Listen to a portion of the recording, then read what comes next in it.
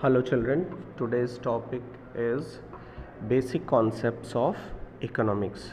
From this chapter we take some terms which we have to understand the meaning of those terms.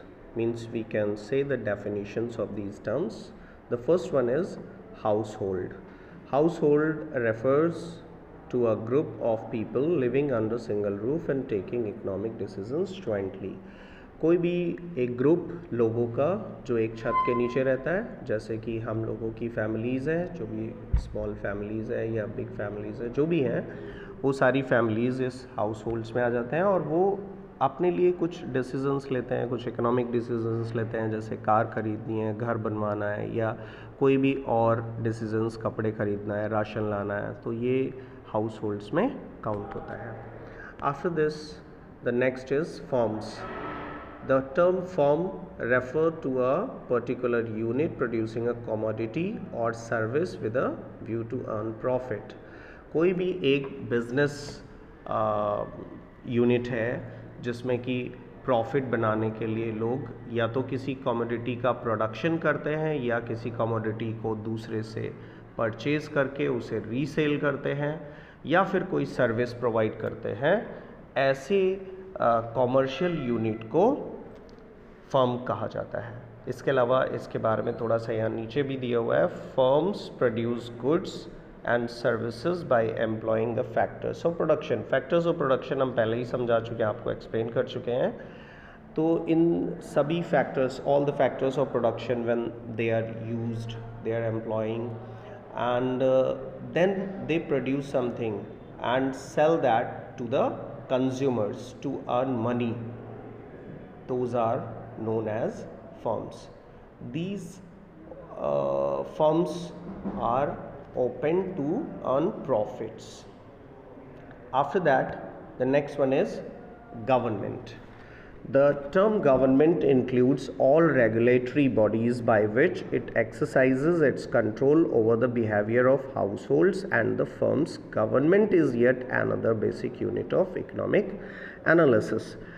Government क्या है? जो भी ये house holds हैं और जो भी ये कॉमर्शियल यूनिट्स मतलब फर्म्स हैं, इनको जो रेगुलेट करे, उनके बिहेवियर को रेगुलेट करे कि वो कैसे क्या वर्क कर रहे हैं, क्या किस तरह के डिसीजंस ले रहे हैं, तो इन सब को रेगुलेट करने वाली जो अथॉरिटी होती है उसे गवर्नमेंट कहते हैं.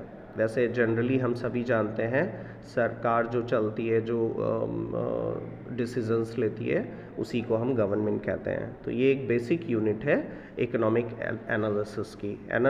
इकोनॉमिक एनालिसिस का मतलब ये है कि कितना प्रॉफिट हो रहा है, कितना लॉस हो रहा है, कहाँ पर मनी वेस्ट हो रहा है या यूटिलाइज हो रहा है, इन सब का पूरा रिकॉर्ड रखती है ये गवर्नमेंट, उसे एनालाइज करती है. After that the foreign sector. The name foreign is telling us out of our country. हमारे देश के बाहर जो भी सेक्टर होता है, हमारे मतलब एक तरह से कह सकते हैं other countries from our country. When we lead business with them, मतलब हम उनके साथ कोई काम करते हैं, कोई बिजनेस करते हैं, तो वो फॉरेन बिजनेस कहलाता है. यहाँ पर जो लिखा हुआ है foreign sector, that is foreign sector is that part of an economy which is concern with transactions with overseas countries. जब हम कोई बिजनेस करते हैं दूसरे देश से, दूसरे लोगों से, तो उसको हम फॉरेन सेक्टर में काउंट करते हैं. This sector includes imports and exports of goods and services as well as capital movement. तो यहाँ पर गुड्स का इम्पोर्ट होता है. इम्पोर्ट का मतलब होता है जब हम किसी दूसरे देश से कोई गुड्स को खरीदते हैं तो उसे इंपोर्ट कहते हैं.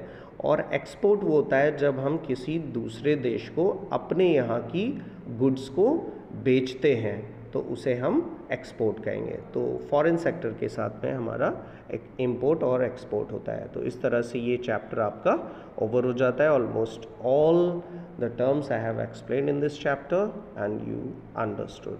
Thank you.